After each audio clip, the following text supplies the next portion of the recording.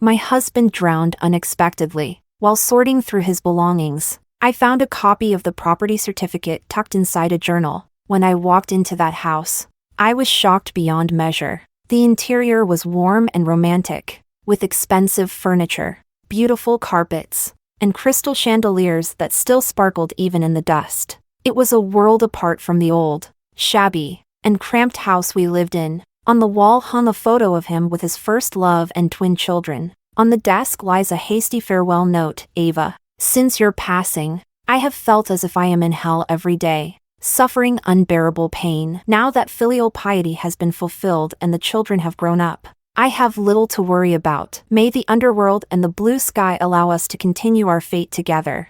I stumbled out of the room. At this moment, all I want is to dig up his grave, but in a fit of rage, my blood surged, and after spitting out a mouthful of blood, my vision went dark and I fell backward. When I opened my eyes again, I was back in the 10th year of my marriage to my husband. Chapter 01. The police notified me that my husband Lucas's body was found at Shishon Reservoir while I was still at the office working overtime on the details of a last-minute change from the client. At over 40, with hormonal imbalances, I was still hunched over my desk like an old workhorse past 10 at night. At that moment, my resentment was greater than that of a ghost. Upon hearing this news, my first reaction was to think it was a scam. I shouted, "Get lost, you scammer! May you not have a good death." The other party did not get angry. He coldly stated his police badge number and explained that it was a night fisherman who discovered my husband's body and found his ID on him.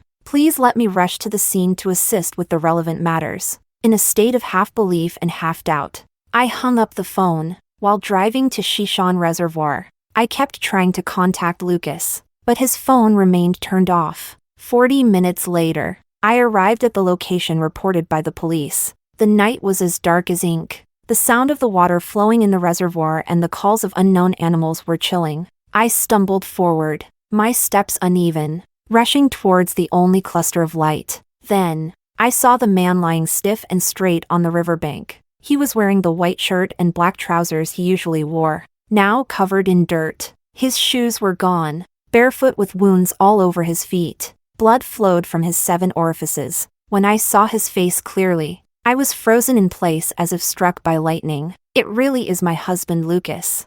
After on-site investigation, autopsy, and surveillance near the reservoir, the possibility of homicide for Lucas was ruled out. The forensic expert detected alcohol in his system, ultimately concluding it was an accidental drowning due to intoxication. The pair of children hurried back from abroad upon hearing the news of their father's death. I collapsed several times due to excessive grief, with my blood pressure skyrocketing, and was eventually sent to the ICU for emergency treatment. It was the children who took care of their father's funeral arrangements. By the time I was discharged from the hospital, Lucas had already been buried. It wasn't until the children took me to Lucas's grave that I was shocked to discover they had buried Lucas alongside their mother, Eva. But they had been divorced for over 20 years. I looked blankly at the children standing beside me. My daughter Luna spoke softly. This was my dad's wish. As she spoke, she pulled out a document from her bag and handed it to me. This is the will that Dad made before his death.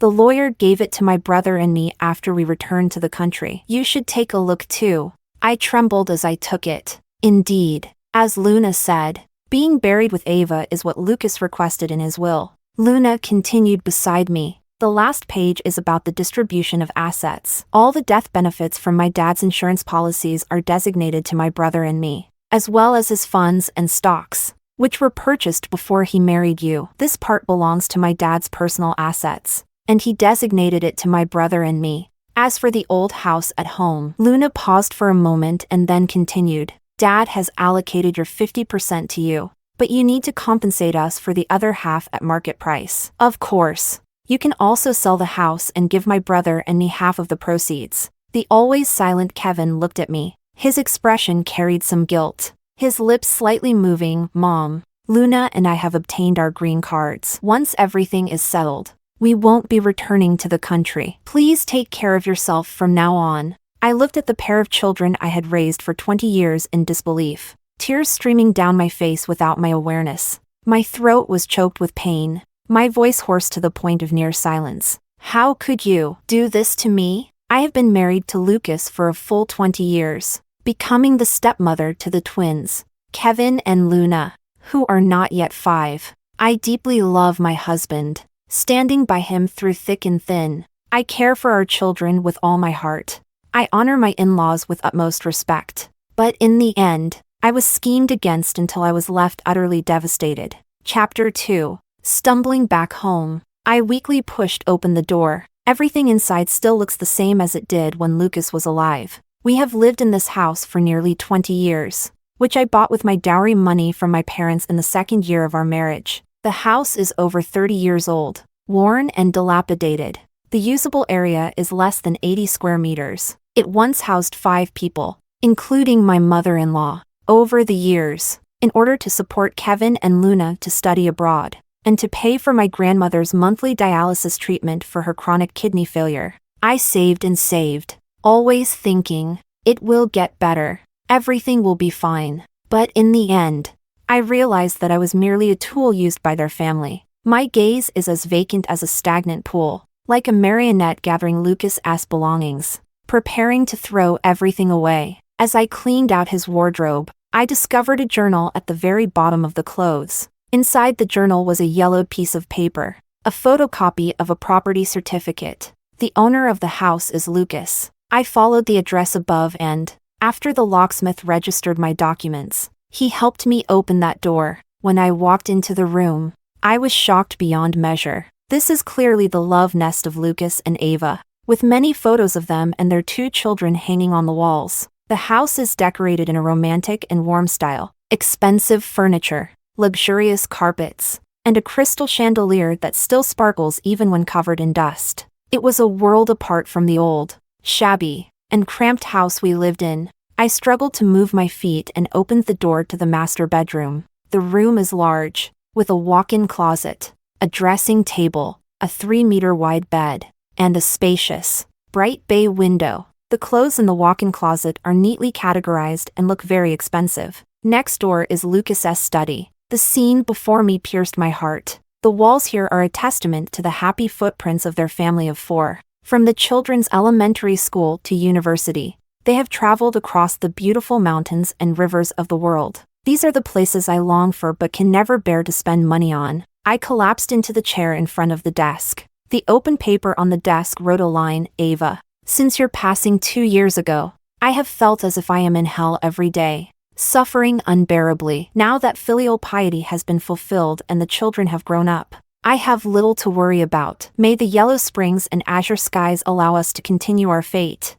What a tragic drowning accident after drinking. It turned out to be a case of love suicide. I tore that piece of paper apart in a frenzy. I don't know how long I sat there, struggling to stand up while holding my knees. I stumbled and staggered my way outside.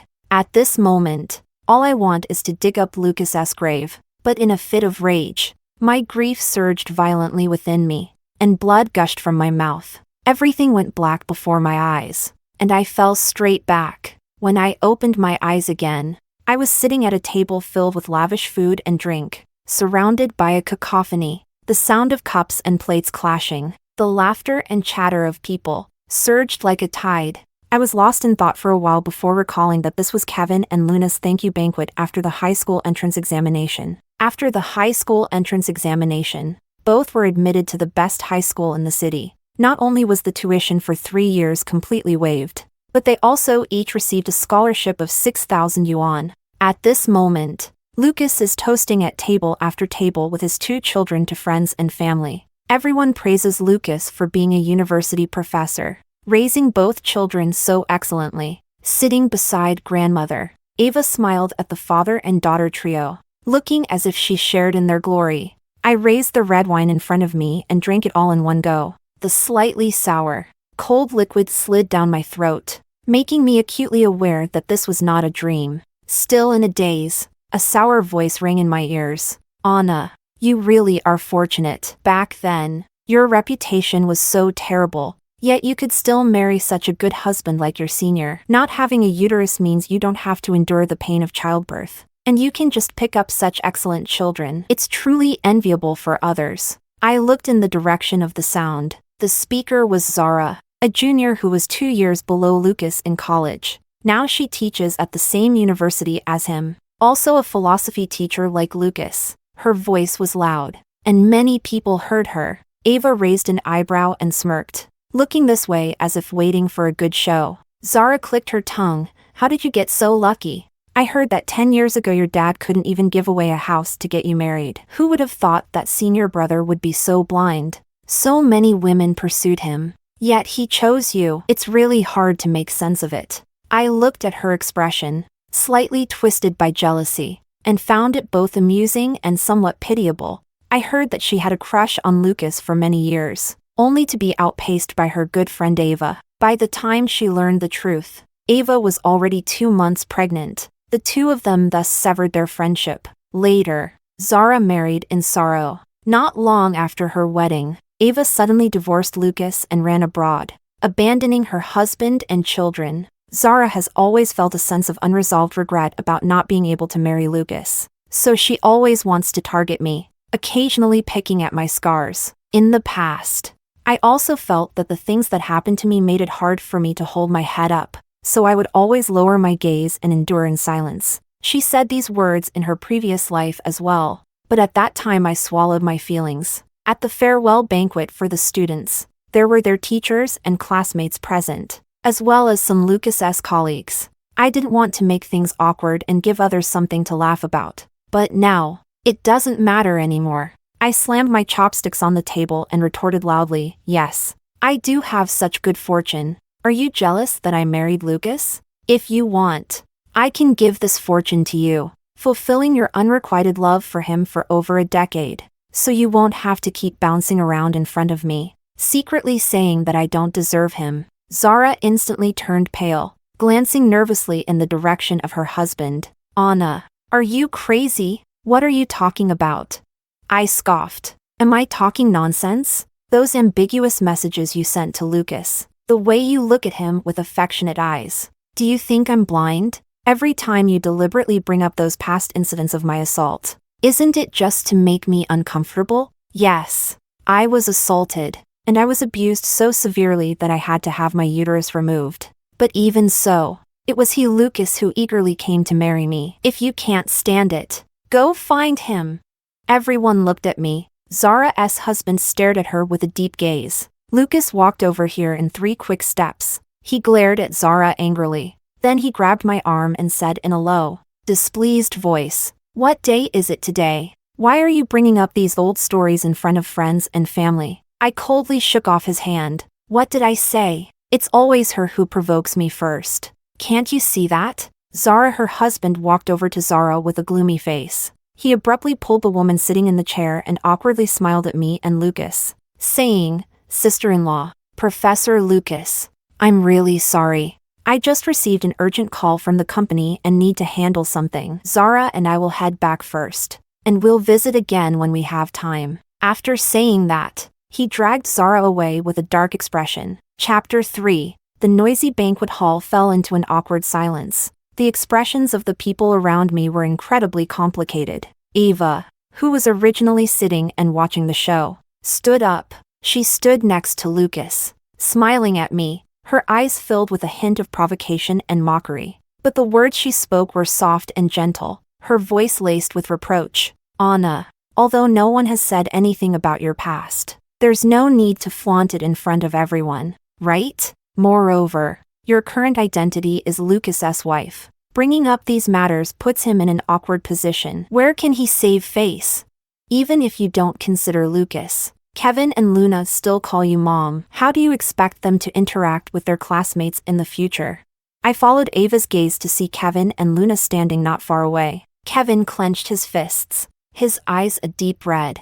Meanwhile, Luna was filled with tears, looking at me with a face full of hatred and disgust, recalling how they stood at the cemetery holding Lucas's will, urging me to hurry up and sell the house to split the house payment with them. I let out a cold snort. Their biological mother isn't dead. What right do I have to be their mother? Let's talk about it when their biological mother dies one day. Ava choked for a moment, her pale face turning bright red, her watery eyes seeking help from Lucas. A trace of harshness flashed imperceptibly in Lucas's eyes. He reached out again to grip my arm, the force so strong it felt as if he might crush my bones. He whispered angrily, "Anna, enough is enough. Don't make it so everyone loses face. If you have any grievances, take them home." 08. I raised my eyes to look directly at the man in front of me, a tide of hatred surging in my heart. Seeing that we were in a deadlock, the friends nearby hurried over to mediate. "Professor Lucas, come. We still want to ask you about how to educate children. My kid often fails exams. Can you tell me how you usually communicate with your children?" Before long, the banquet hall returned to its noisy state. I sat back in my chair, coldly observing everything in front of me. A tight pain gripped my chest. I poured another glass of red wine and downed it once more. I know that the best choice now is to divorce Lucas and distance myself from this family of ghosts, to live my own life. But they have deceived me my entire life. How can I possibly be willing to let go of this hatred? The teacher's banquet has ended, and the crowd has dispersed. Only I and Lucas and his family of 4 are left in the banquet hall. Grandmother's slightly coarse voice reached my ears. "Anna, if you don't care about your own face, we still do. Are you afraid that others won't know about your little scandals before marriage? That you have to make it known to everyone? What do you think those are? Glorious matters? With your kind of reputation, you can't even have children, even if it were your first marriage. I wouldn't look at you. What makes you think such a worn-out shoe is worthy of us, Lucas?" "Mom," Lucas interrupted his grandmother sharply. "Didn't I say not to mention the past again? Why are you bringing it up?" I looked at my grandmother, who was healthy and full of energy. At this stage, she had not yet been diagnosed with chronic kidney failure. So naturally, she didn't need to please me, coax me, or have me spend time and effort taking her to the hospital for dialysis every week. In my previous life, after she was diagnosed with chronic kidney failure, I took care of her for 7 or 8 years, faithfully taking her for dialysis every Saturday without fail. I also had to prepare her special nutritional meals according to the standards of low protein, low salt, and low phosphorus and potassium. She passed away peacefully in the hospital 2 months before Lucas's suicide. In Lucas's final note, the phrase filial piety has been fulfilled was merely something I helped him achieve. I let out a cold laugh and said, "If it weren't for my injured uterus being removed, do you think I would be interested in Lucas? What do you think your son is? Some kind of virtuous person? Even his professor title was obtained through connections. If it weren't for my dad running around to help him find a peer expert for a recommendation, he would still be struggling as a lecturer. Don't be fucking whores and still want to set up a monument." As soon as my words fell, the air around us momentarily froze. Grandmother clearly did not expect me to curse her so bluntly to her face. She was so angry that her face turned purple, and her whole body trembled uncontrollably. Standing on the side, Lucas was poked at my sore spot. He roared, "Did you take fire medicine today? Just because Zara said a few words to you, do you really need to go crazy?" Luna was also shouting, "Today is my and my brother's graduation banquet. Why do you have to talk about those disgusting things that happened to you? How am I supposed to hold my head up in front of my classmates now? Why do you always have to ruin everyone's mood?" I took a deep breath, suppressing the anger that was about to burst forth from the depths of my heart. "Yes, I did take fire medicine. What are you going to do about it?" Then I looked at Luna. "What does it matter to me whether you can hold your head up in front of your classmates? I haven't even complained about how ugly and short you are, with your nostrils flaring, making me lose face in front of my colleagues." Luna is indeed somewhat hard to describe in terms of looks. Although she and Kevin are twins, Kevin looks like his mother, while Luna resembles her grandmother as if they were carved from the same mold. Luna was stunned for a moment, instantly breaking down. She cried out wow and ran out of the banquet hall, sobbing with her little short legs. I also had no mood to argue with them any longer, picked up the bag behind me, and stood up to walk out. Chapter 4. Outside the hotel, it was already completely dark. The summer night breeze, though somewhat cool, still felt a bit sticky as it blew against my face. I kicked stones as I walked forward, my mind filled with tangled thoughts, recalling the things that had happened to me. I felt as if I were drowning again. I was once sexually assaulted, During my senior year internship, I was followed and dragged into a dark alley after my night shift. The public security at that time was far worse than it would later become. Many alleys had no surveillance at all. That man covered my mouth and nose. I fought with all my strength. And in the struggle, I kicked him hard in the groin. That kick completely enraged him. He threw me heavily to the ground. But after trying twice, he realized he couldn't do anything. He angrily pulled up his pants, cursing as he kicked me hard in the abdomen. Then they threw me away like a broken rag, leaving me by the trash can. My parents searched for me all night. When the doctor told them that my uterus was severely ruptured and my bladder was also damaged, and that I had to have my uterus removed to save my life, my mother fainted on the spot. My father almost turned gray overnight. Although the man was sentenced to 10 years, the harm he caused me is indelible. I had a urine bag for 3 months and underwent a full year of psychological therapy before I could barely move on from that incident. Since then, I have been insecure, sensitive, and self-loathing, and I dare not fall in love, always feeling unworthy of anyone, until I met Lucas. He was like a light, shining into my dim and lifeless existence. I thought he was my salvation, the lighthouse of my life. So in marriage, I am willing to give my all wholeheartedly, even if my mother-in-law is somewhat harsh, and even if my stepchildren harbor resentment towards me, often opposing me under the instigation of their mother and my mother-in-law. I still cherish this marriage, but I never expected that he was the devil hidden behind the light. It was another hand pulling me into the abyss of hell. He has left me in eternal despair, turning all the beautiful memories of the past into sharp blades that pierce me under his schemes. By the time I reached home, it was nearly midnight. The room was shrouded in darkness. They must have already fallen asleep. A rustling sound came from the balcony, which sounded particularly eerie in the stillness of midnight. I turned on the light and walked over to the balcony to check. There, I saw a narrow bamboo backpack, which was covered with a woven bag with small holes. The sound was indeed coming from here. Looking at the somewhat familiar scene, the hairs on my body stood on end. There are all poisonous snakes in here. In the last life, Kevin and Luna's high school entrance examination results came out, and grandmother insisted that it was the Buddha she worshipped who had manifested. She didn't know where she bought over a dozen poisonous snakes, planning to take the 2 children to the mountain to release them. After learning this, I repeatedly tried to stop her, suggesting that if she really wanted to release something, she should buy some Christian carp, but she told me that animals that have been released cannot be eaten again. She still wanted to eat Christian carp, but she definitely wouldn't eat poisonous snakes. Seeing that I couldn't reason with her, I took advantage of her going for a walk in the park early in the morning and directly took the bamboo basket containing the poisonous snakes to the wildlife rescue organization.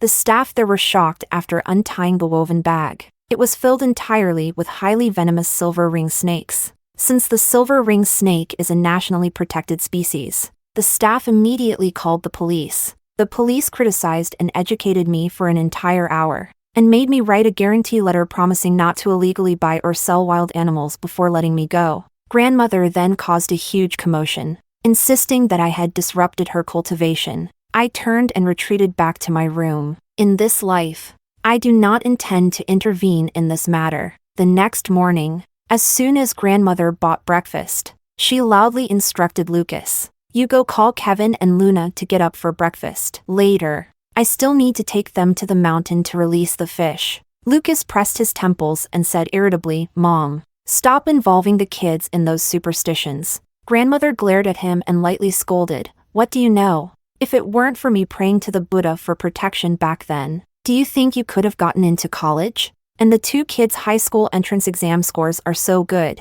That's all because I prayed to the Buddha for them." Seeing that he couldn't communicate with her, Lucas stopped talking. Frowning, he turned and went to knock on Kevin and Luna's door. Only after the 2 children finished washing up and sat down at the dining table did grandmother take out breakfast from the bag and distribute it in front of them. There was simply none for me. I didn't care. I went back to my room, grabbed the identity card, marriage certificate, and household registration book that I had prepared in advance, and slammed the door behind me. I took a taxi straight to the Property Management Bureau. Sure enough, A property of 230 square meters has already been registered under Lucas's name. The registration date was 3 years ago, just when Ava returned to the country. The mortgage status was just lifted 2 months ago, which means all the loans must have been paid off in advance. I asked the staff to stamp the query form. On the way from the housing authority to the company, I kept thinking, how could someone as meticulous as Lucas allow a house to be under his name? What I saw in my previous life was merely a photocopy of a property certificate. He even listed only his son and daughter as beneficiaries on the insurance. He didn't forget to scheme over the house I bought. How could he possibly be willing to let me take half of this house, which was already worth 6 to 7 million at that time? Just after the regular meeting, the landline in my office rang. I pressed the speakerphone. From inside came Kevin's anxious cries. Mom, Mom, hurry over. Grandma was bitten by a poisonous snake while releasing fish. She fainted from the pain, and I can't move her. We're halfway up the southern hillside. You know this place. We had a picnic here the last time we climbed the mountain. There's a very large rock. Dad's phone isn't going through. Mom, I'm so scared. Those poisonous snakes are crawling everywhere. Please come save me. Aw, get away. Don't crawl over here. Kevin, the sound of his terrified scream reached my ears. Mom, can you hear me? Can you come over quickly? The cries rang out again. My hand subconsciously reached for my phone, ready to dial 120. But at the moment I was about to press the call button, my finger hovered in the air. I quietly put down my phone. Since the Buddha that grandmother prays to can bless her grandchildren to get into good high schools, it should also keep them safe and sound, right?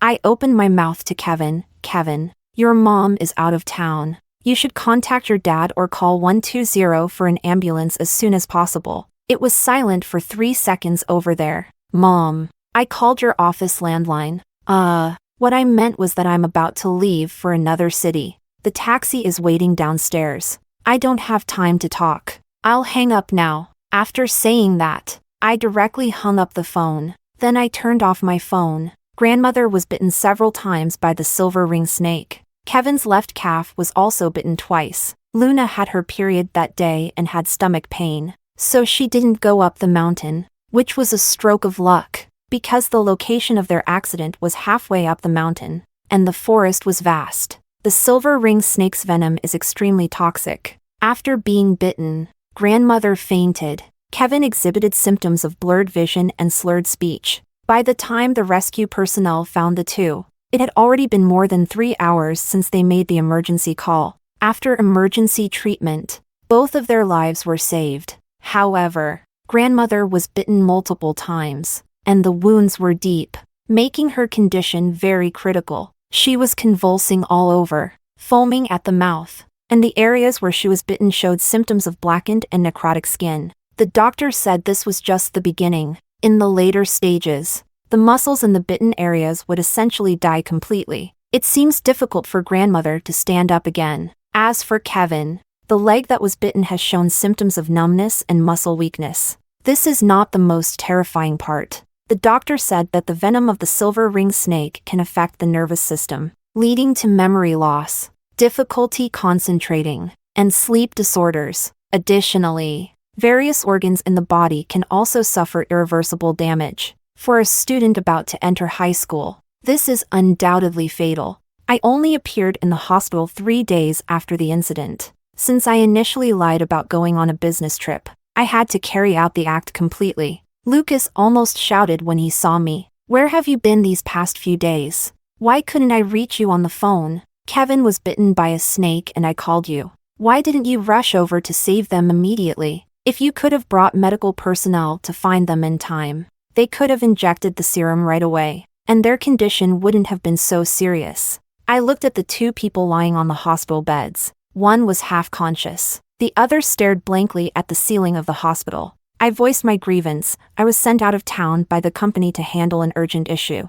And as soon as I arrived there, my phone was stolen. How could I have known that such a thing happened at home? Then I questioned him back. No. I told Kevin to contact you quickly. Didn't you manage to get there? What kind of father are you? Lucas was taken aback, the earlier momentum dissipating significantly. I continued in disappointment and anger. One is your biological mother, and the other is your own son. How can you be so cold-blooded and heartless, and still have the face to blame me for this? So tell me, what were you doing at that time? What could possibly be more important than saving your mother and son? A flicker of guilt flashed in his eyes, and his voice unconsciously softened a bit. I don't mean to blame you. It's just that you suddenly disappeared for 3 days, and I was both worried and anxious. All right.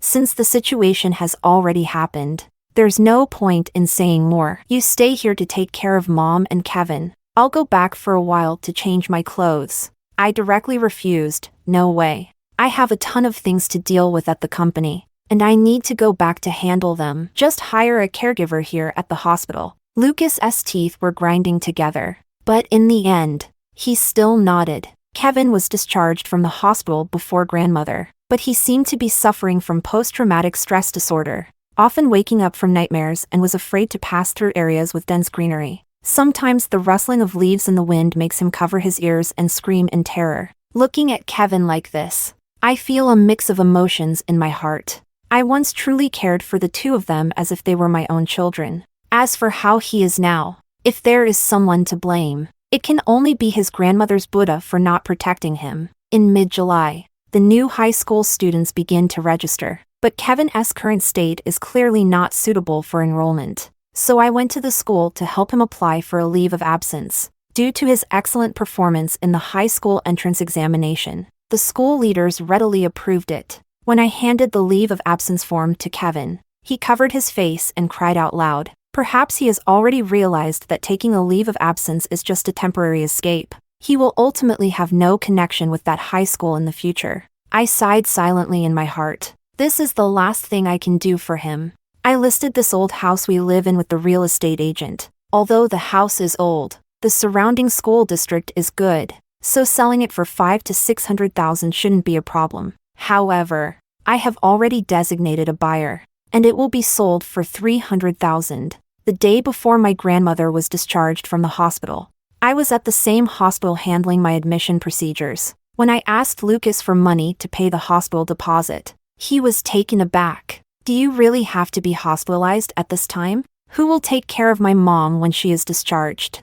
I looked at the man, who was red-faced and furious, took out the admission notice from the doctor, and explained to him that I had a nodule found in my lung, and the doctor recommended immediate surgery. In fact, the nodule is not large, but because it is pressing against my trachea, it causes me to cough constantly, and the doctor suggested it would be best to remove it as soon as possible. In my previous life, I had the surgery 3 months later, but now I intentionally moved it up. Lucas gripped the hospital admission form tightly and took several deep breaths. Several times, I felt he was about to explode with anger, but in the end, he maintained the persona of a good husband and pulled out his bank card from his pocket to give to me. I called my cousin, who was on summer break from college, to come to the hospital and keep me company for a few days. The day after my surgery, while my cousin went downstairs for lunch, Lucas suddenly pulled out several documents for me to sign. At that moment, I was still in the fasting period after surgery, feeling quite weak. Yet he was urging me urgently. He told me that a friend of his lost his job and is now working as an insurance salesman, asking us as a couple to take out a few short-term insurance policies to help him boost his performance. I need to use my identity documents. The price is not expensive. It's a 1-year insurance policy, costing 1 or 200 yuan each. Just consider it a personal favor. You just need to sign at the end, and he will handle the rest. As he spoke, he handed me the pen and took out his phone to prepare for recording. Just then, my cousin returned. She came back to get her phone. Seeing Lucas urging me to sign, she was a bit surprised. Brother-in-law, what's so urgent that you need my sister to sign right now? Look at her. She looks so weak and dizzy. Can she even see what she's signing? Let me take a look at it first. As she spoke, she reached out to grab the document. Lucas quickly stuffed all the papers into his bag, forcing a stiff smile. Look at my brain. I forgot your sister just had surgery. I was only thinking about helping a friend complete an insurance task. We can sign it later when your sister recovers in a couple of days. His cousin scrutinized him with a doubtful gaze and then said, "Brother-in-law, you're not trying to trick my sister into signing some loan documents or something, are you?" What was meant as a teasing remark, however, caused Lucas to change his expression drastically. He changed from his usual gentle and refined demeanor and angrily scolded his cousin. "What nonsense are you talking? You're a college student, yet you speak so uncivilized." After saying that, he hurriedly left the ward. My cousin had a look of grievance on her face. I picked up my cousin's phone from the bedside and handed it to her, apologizing and urging her to go eat quickly, not to stoop to the level of someone like Lucas. She went downstairs in a huff. The next day, the doctor told me that appropriate activity could help restore gastrointestinal function. My cousin borrowed a wheelchair and said that the weather was cool in the morning, so she took me downstairs to stroll in the small garden. She supported me as we walked slowly for more than 10 minutes. Feeling a bit tired, we sat down on a bench behind the rockery to rest. A familiar voice fell into my ears. "Didn't I say I would come over tonight? Why did you run to the hospital so early in the morning?"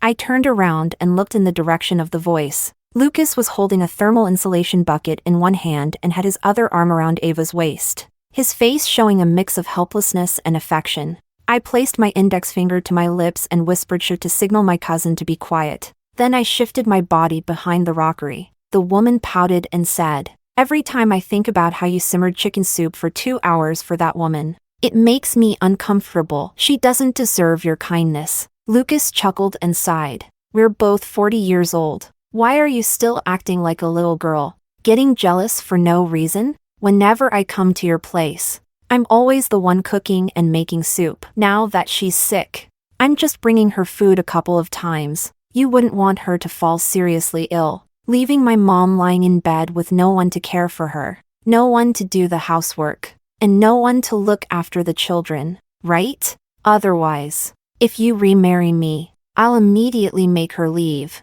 Ava let out a scoff. "I'm not that foolish. Isn't it nice to be a hands-off manager? I leave the 2 kids to her, and she provides the money and effort, taking care of their upbringing and education. Even if I hire a nanny or a tutor, they wouldn't be as responsible as her, and it's much more comfortable to get it for free. And your mom, who can stand her temper? Now she's half paralyzed in bed. And I'm clumsy. How could I take care of someone?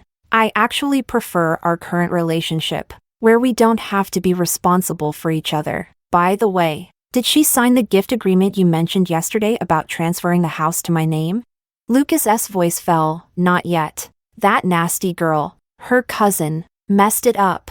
We were almost successful. Actually, it doesn't matter if she didn't sign. It's just that if she finds out one day, it could be a loophole in a lawsuit. I'll look for another opportunity." Ava shrugged with indifference. "I trust you, Professor Lucas, to handle things. I'm just waiting." As she spoke, she reached out and snatched the thermal insulation bucket from Lucas's hand. "I'll go first to taste your cooking for her. It just so happens that I haven't had breakfast yet." Lucas hesitated for a moment, but still helped her open the lid of the thermal insulation bucket. Ava giggled as she picked up the thermal insulation bucket, first smelling it, then taking a sip. Ugh. She spat the chicken soup back into the thermal insulation bucket, frowning and saying, "Why is it so bland and so oily? It's not good at all." She took the lid of the thermal insulation bucket from Lucas's hand and closed it again. "I'm not worthy of such a flavorless chicken soup. It's better to give it to your good wife to drink."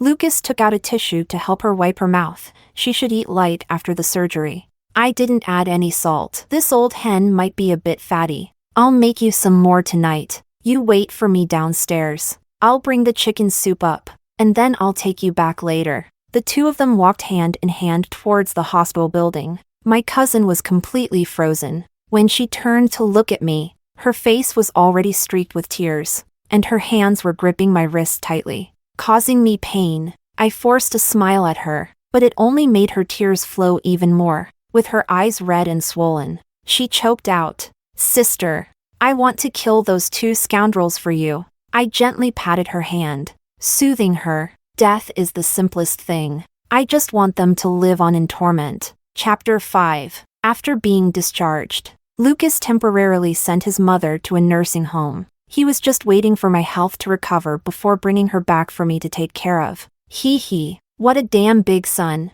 The agent called me and said that the house has a buyer. Lucas was shocked when he learned I was selling the house. Are you crazy? If we sell the house, where will we live? I smiled and said, I'm planning to buy a bigger house. It's really too cramped for the whole family to live here. He furrowed his brow. Where do we have that much money to change houses? With my mom's health like this, and Kevin needing regular rehabilitation for his leg. We need money everywhere. This house is just a bit old, but the location is good. We don't even need to drive to the hospital, which is very convenient. I looked at him meaningfully. I may not have money, but don't you have some? After you were promoted to professor, you earn over $200,000 a year. I've been covering the family's expenses all these years. Don't tell me you have no money on hand. Lucas looked a bit unnatural. There is some, but all the money I have is tied up in funds and stocks, so I can't take any out for the time being. Seeing him take the initiative to bring up investments, I followed his lead and asked, since you say all your money is invested in funds and stocks, I need to take a look at the specifics of your investments. After all, this part belongs to the community property of spouses, and I need to verify whether your investment amounts align with your income over the years. Of course, he would never agree to let me see his investment projects. After all, he had used all his money to buy a house, and even if he had investments, he never intended to share them with me. It's okay. I'll call a lawyer to come over and notarize for us. I asked Lucas to confirm that, as of today, all investments under his name belong to the community property of spouses. Yet Lucas was reluctant to put pen to paper. He questioned with a dark face, Anna, what do you mean by this? Do you suspect me? I smiled and shook my head. Since you used your salary for the investments, they should rightfully belong to the community property of spouses. Today's notarization is merely a formality. Or are there hidden issues with your investments that you're keeping from me? Of course not. Since there isn't, why are you afraid to sign? Lucas choked. Seeing that he still refused to sign, I turned to consult the lawyer. If my husband is secretly transferring assets behind my back, how can I legally find out the flow of his funds?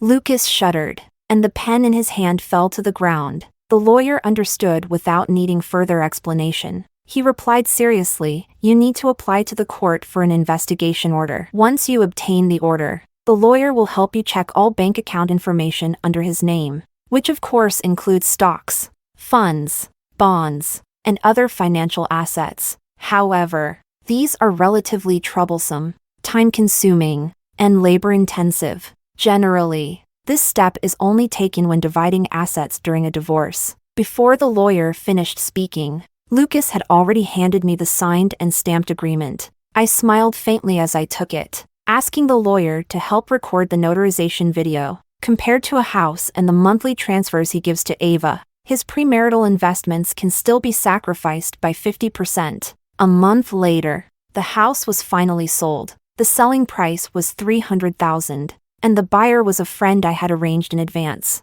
Lucas was somewhat incredulous. He confirmed with the agent several times. The agent patiently explained to him that although this is a school district property, the new campuses for elementary and middle schools are under construction, and within 3 years, the schools will all relocate, turning this place into an urban village. Lucas was certainly not foolish. He told the agent to leave and that he would not sell the house. The agent took out the contract that I and Lucas had signed previously. We have signed a contract. If you unilaterally breach it, you will need to compensate the other party 20% of the house payment. I tried to mediate. Forget it. Forget it. Being able to sell for $300,000 is already good enough. The house next door belonging to Melly is over 100 square meters and only sold for $380,000. Once the schools move away in 2 years, it will be hard to sell at all. My dad heard that we are going to change houses, and he plans to sponsor $500,000, so we might as well sell it sooner.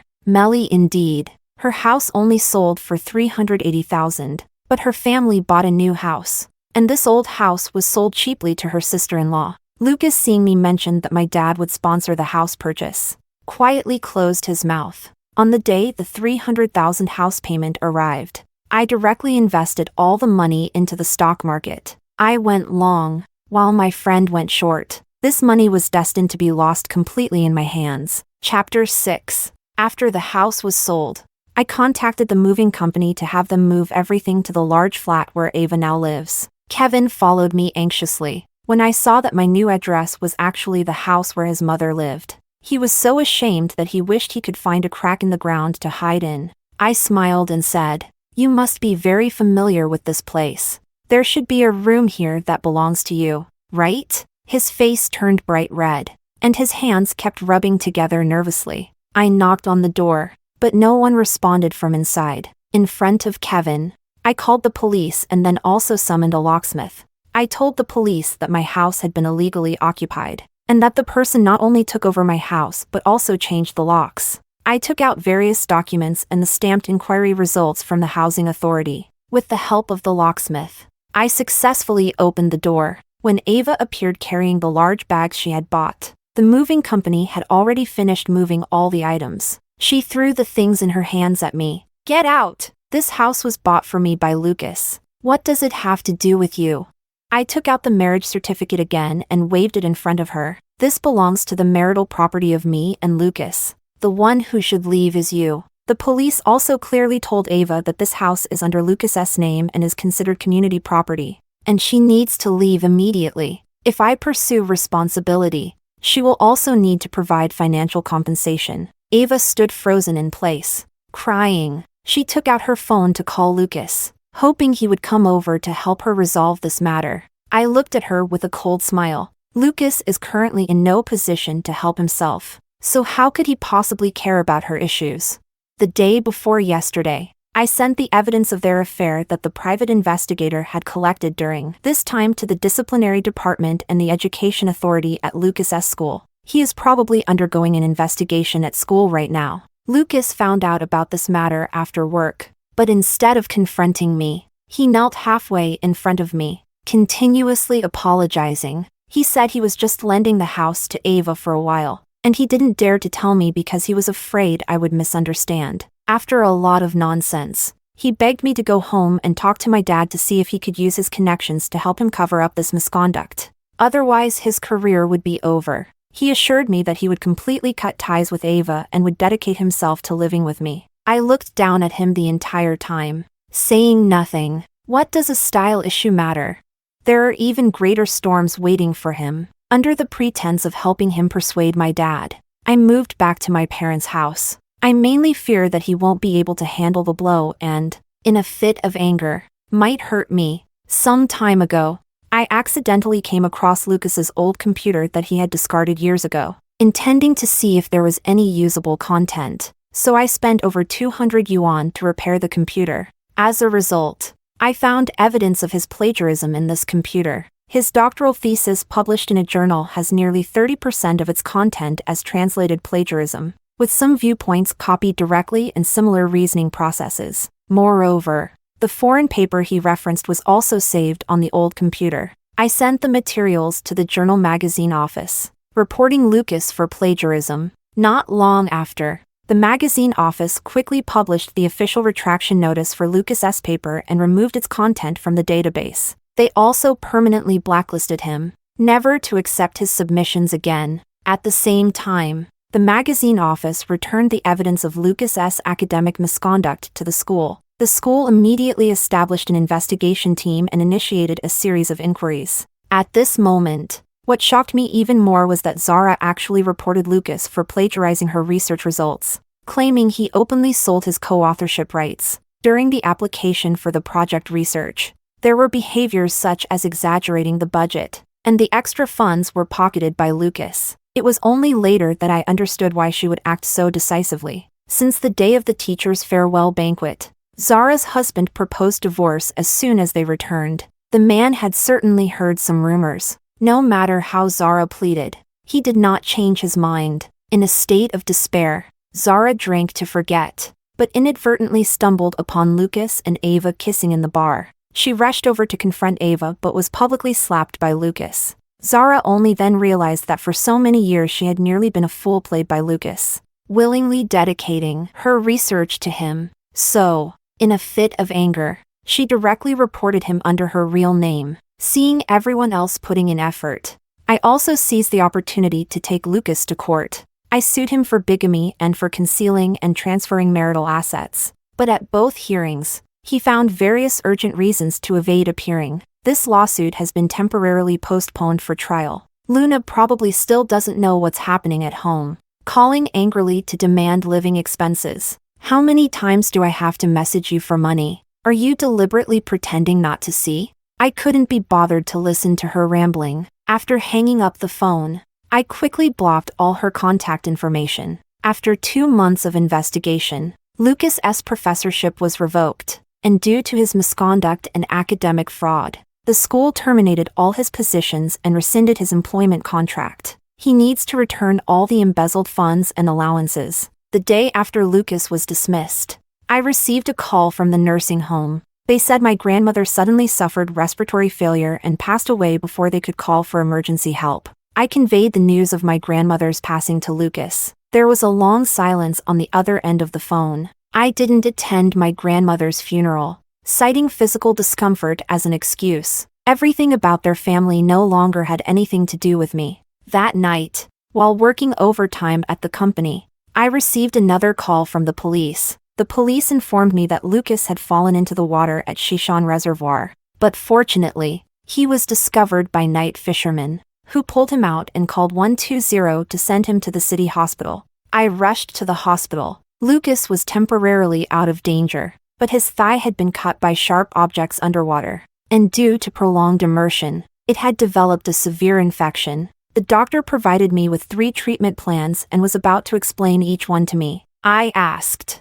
"Just tell me which treatment plan is the cheapest." The doctor hesitated for a moment and said, "The cheapest treatment plan is amputation." "But, then let's amputate," I said without hesitation. The doctor was taken aback and said, "Actually, we could consider vascular anastomosis or transplantation. It doesn't have to be amputation. The patient is not yet 40 years old." "Still so young," I firmly replied. "Just amputate it directly. I don't have the money for any transplantation." "Where is the surgical consent form?" "I'll sign it." The doctor handed me the surgical consent form with a complicated expression. I quickly signed my name. "Just kidding. I'm not divorced from him yet. I have to pay half of every medical expense he incurs. I definitely have to choose the most cost-effective treatment plan." Since waking up from the surgery, Lucas has been in a daze, unable to distinguish between past and present. I picked up his phone and dialed Ava. He looked at me as if I were an idiot, until I heard Ava's crying voice on the other end of the line. "Lucas, where have you been these days? I couldn't reach you at all." Luna, the homeroom teacher, said she is in a romantic relationship and is not focused on her studies. Kevin is also not in a good mental state. What should I do?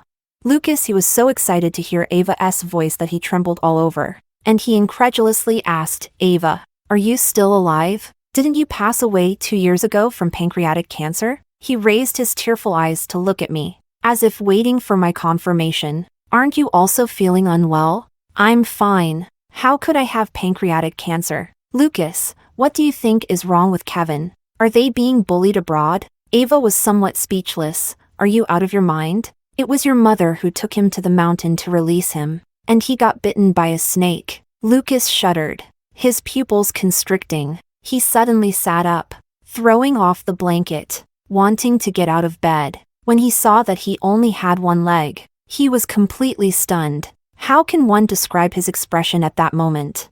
It was spectacular. He stared at the severed leg for a long time, feeling as if all his strength had been drained, and he fell heavily back onto the bed. Minutes later, the ward echoed with Lucas's heart-wrenching screams. "In my divorce lawsuit, Lucas still insists on not appearing in court. Fortunately, the evidence I provided was sufficient, and the judge conducted a trial in absentia. In terms of property division, since he is the party at fault, he receives 40%, and the custody of the 2 children naturally goes to Lucas. Additionally, Ava needs to return all the assets that Lucas privately transferred to her. After the lawyer's property assessment, the house belongs to me, while the car and the investments under Lucas's name, as well as the money he once spent on Ava, belong to him. Fortunately, the price of this house is cheap now. only about 6 to 7,000 per square meter. If the price is over 30,000 per square meter in 10 years, I will definitely have to spend a lot. Getting rid of that family of useless people. My life became easy and pleasant. I quit my job, bought an RV, and wanted to travel more while I was young, recording my life through videos. Unexpectedly, after uploading to the internet, I gained many fans and even made some money, so I simply became a travel blogger. It was 2 years later when I heard news about Lucas again. While having dinner with friends, someone mentioned him. They said that during his engagement to Ava, he caused a huge scene at the venue, damaging many facilities of the hotel and wedding company. Later, Ava called the police. He paid compensation and was administratively detained for 15 days. After getting out, he drank heavily every day, ruining himself beyond recognition, and Luna dropped out of high school before finishing. Because Lucas and Ava often forgot to send her living expenses, she later moved in with a rich second-generation student from her school. She initially wanted to find someone to support her, but accidentally got pregnant. Luna was advised to leave school. Lucas went to the rich second-generation's house to cause a scene, but ended up being slandered, accused of Luna being the one who sold herself. In the end, the wealthy family paid 60,000 yuan to suppress the matter. The wealthy heir walked away unscathed and continued his studies. Yet that 60,000 yuan bought out Luna's bright future. Hearing this, I couldn't help but feel sorrowful, recalling my own past, and I let out a soft sigh. A girl's path is always a bit harder to walk. Later on, Ava was diagnosed with pancreatic cancer again, and when her fiancé found out, he broke up with her immediately. She turned to look for Lucas, but she discovered that this man had completely disappeared at some point. No one knew where he had gone. 26. Time flies, and 2 years have passed. I am no longer keen on traveling. Instead, I hurriedly bought a villa while housing prices haven't risen yet. I adopted a cat and a dog, and planted a garden full of flowers and plants. One evening after dinner, I took my dog for a walk in the park near the community. A trembling voice came from behind, "Mom." I turned around. It was Kevin. He walked with a slight limp on his left foot, wearing a blue-gray work uniform with "Waiting Machinery" written on the pocket. His eyes were red, and his expression was agitated. I was taken aback for a moment, then smiled and corrected him. "I'm not your mom anymore. You can call me MS Anna." His body trembled, and tears fell down in torrents. The little dog in my hand was desperately trying to pull forward. I helplessly smiled at Kevin. "The snowball is too naughty. It probably wants to go play ahead. I'll take it over there first, and you can come over to my place when you have time." I turned around and continued walking forward, but my vision gradually became blurry. In a daze, I seemed to see the timid little girl and the big-eyed little boy from more than a decade ago. They are small, and their eyes are full of curiosity as they look at me. The boy asked, "Who are you? And why did you come to our house?" "I am your mother." The two little ones' eyes sparkled with excitement as they rushed towards me, hugging me and cheering. "We have a mother now. I want to tell my friends in kindergarten that I have a beautiful mother. But how did we end up like this?"